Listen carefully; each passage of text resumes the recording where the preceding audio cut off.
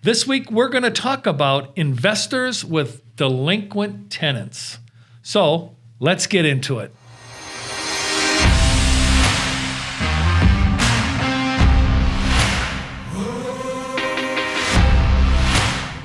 All right, Tom.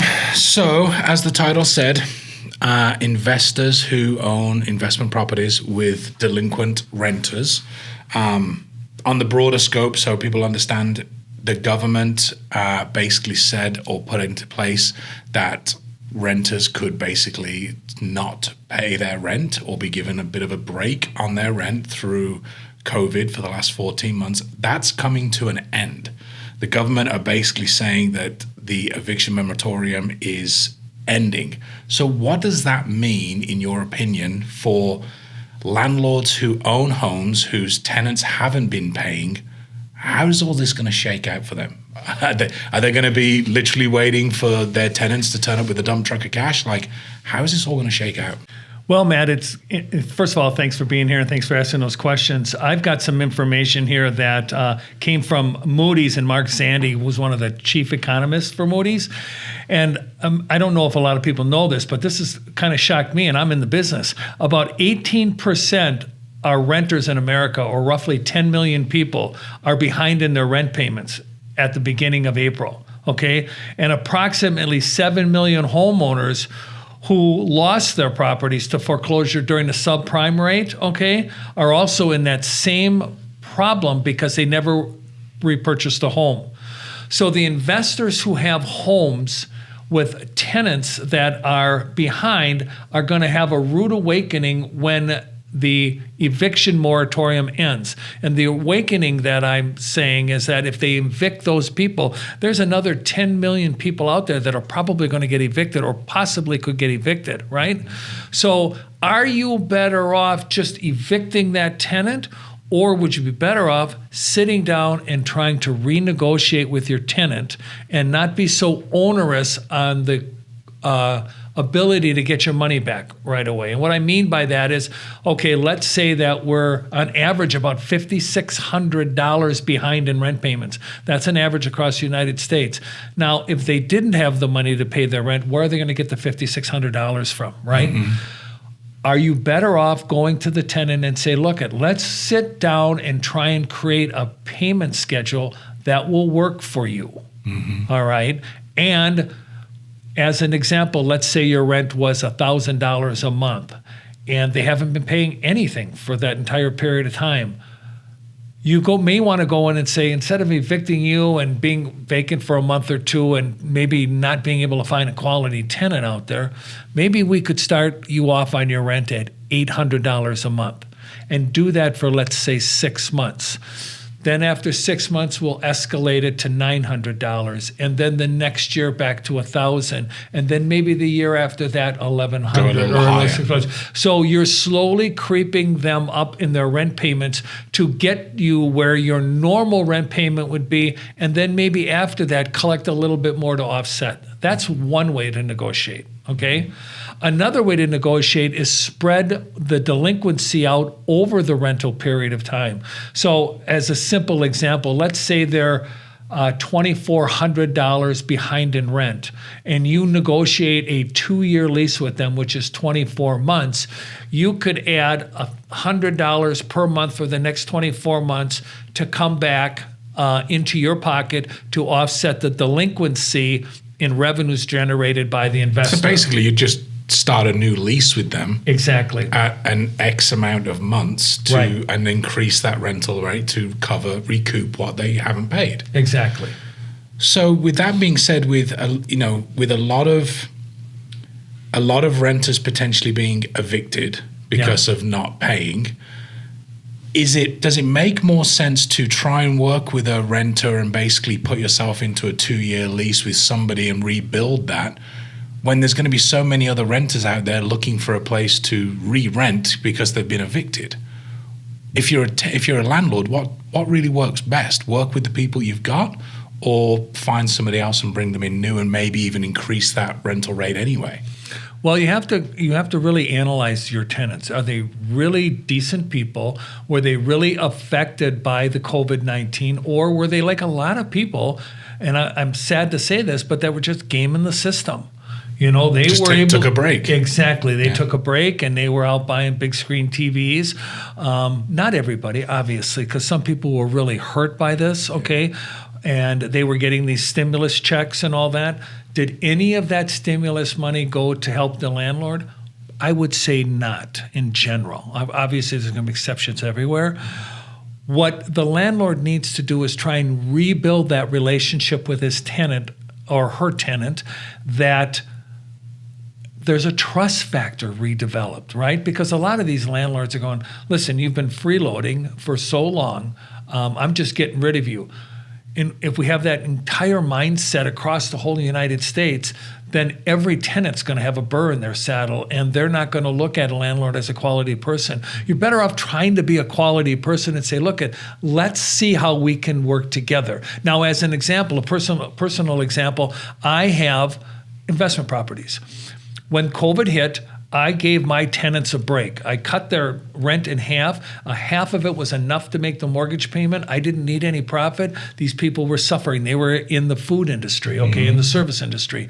So when it came time to go back to work, we slowly stepped up their rent back to a amount that is profitable, quote, quote, for them and profitable for me as the investor, okay? It was better for me to do that because they appreciated the fact that I was willing to reduce their rent to help them out. And they went a step beyond by saying, okay, now that we're back in, I actually have a better job than I did.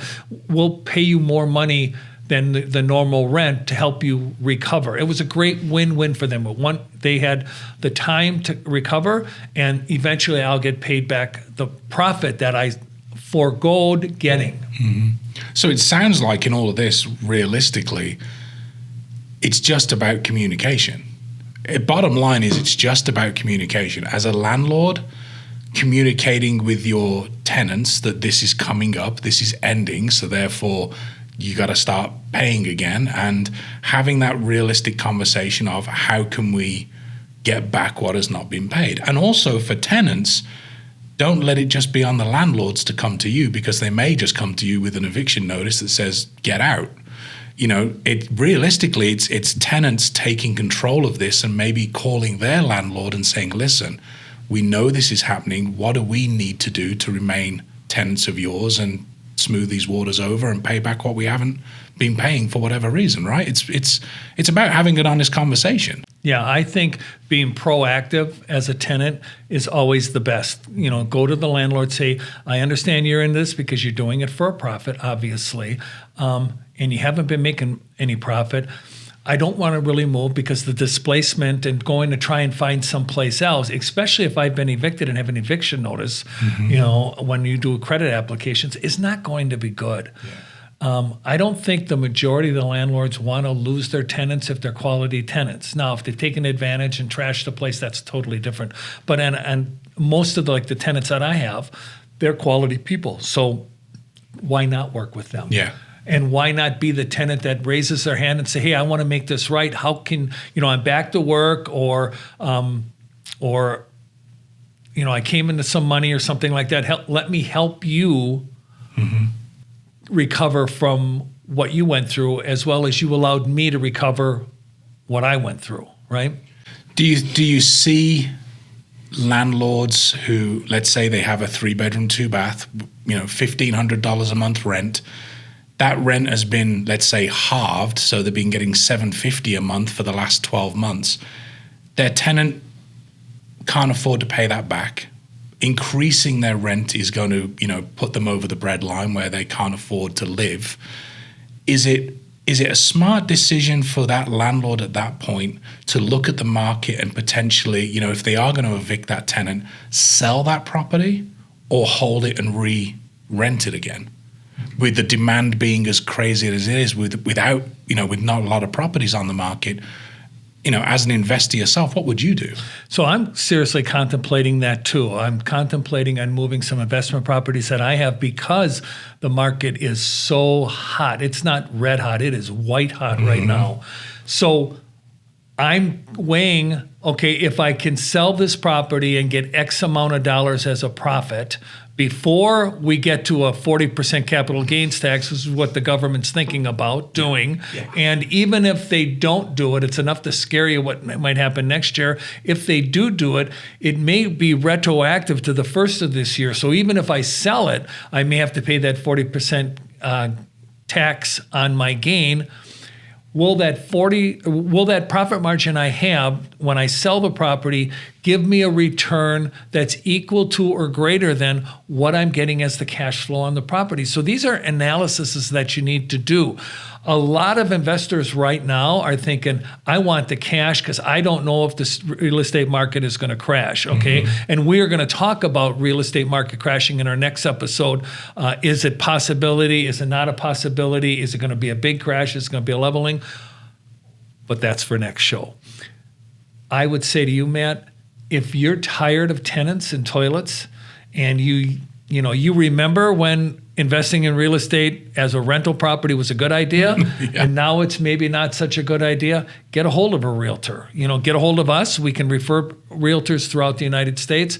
But in general, if you've got a great property and you've got good, solid tenants that just went through a hard time, you should work with those tenants. But if you've got tenants that aren't that and you really want to get them out, you may be best off just planting the for sale sign in the front yard, taking the profit. I wouldn't recommend Bitcoin, but maybe you put a little bit into an investment vehicle that can give you a safe rate of return right now until this rise in prices levels itself out. Diversify a little. Yes. Yeah. Yep. Hey everyone, we want to interrupt this episode to let you know that we are a Keller Williams Southern Arizona franchise. Also, we are licensed realtors practicing equal housing. Now, let's get you back to the podcast. So to kind of wrap up then, it sounds like the most important thing for tenants and for landlords is clear and concise communication. Yep. Don't just wait until this comes to an end and it kind of hits you in the face and then deal with it. Start to deal with it now. Have the communication, both parties come together and communicate. And if you are a landlord and are managing the property yourself, which a lot of people do, they don't pay property managers. They just, they're the ones that are getting the phone calls at midnight if the toilet's leaking. If you're not working with a property manager, to actually reach out to a realtor and talk this through. Because, a lot of realtors like you have investment properties, have been an investment owner for many, many years. You can sit down and look at the bigger 30,000 foot picture and say, okay, this is what you need to do. You need to restart your lease, increase your rates, work this out, or this is the value of your home. You should really think about selling it. Yep. Right. See, a lot of investors, they're in it for the profit, right? There hasn't been much in the last 12, 14 months for most investors. What they have been benefit to is the equity elevator right now. So the prices of homes are just climbing and climbing and climbing and climbing and climbing. That elevator is going up. So you've benefited from the whole pie, meaning the house appreciation rate in some areas as much as 24% year over year. Yeah. I mean, that's a significant amount of profit. So maybe to offset, you may want to think about selling, okay? Okay. Just some advice to sit down and meet with somebody, whether it's your financial advisor, a real estate agent, an attorney. Talk to somebody who knows something about investing and say, hey, is now the right time? The fruit looks ripe. Should I be picking it and making a nice fruit salad? Yeah, that sounds great. Yeah. So great insight. Again, it boils down to if you want more information, if you are a tenant and you want more information about what this eviction moratorium means to you, please reach out. Whether you're here locally in Tucson or across the nation, we can connect you with professionals that can get you the right information. And the same for landlords. If you're a landlord and want to know what the next steps are, again, reach out, or we can connect you here locally or internationally. Tom, great episode. Thank you so much. Look forward to the next one. All right, Matt. And on our next episode, everyone, is what is a real estate bubble? And are we actually in one? Until next time, stay safe, America. See you later. Hey, thank you for listening and watching the Nitty Gritty podcast here with the Tom J. Krieger team. If you are thinking about buying a home, selling a home, or even investing in real estate, please reach out to us. We are local here in Tucson, Arizona, but we are also connected to over 4,000 agents across the US. So again, looking to buy, sell, or invest in your hometown, reach out to us and let us connect you.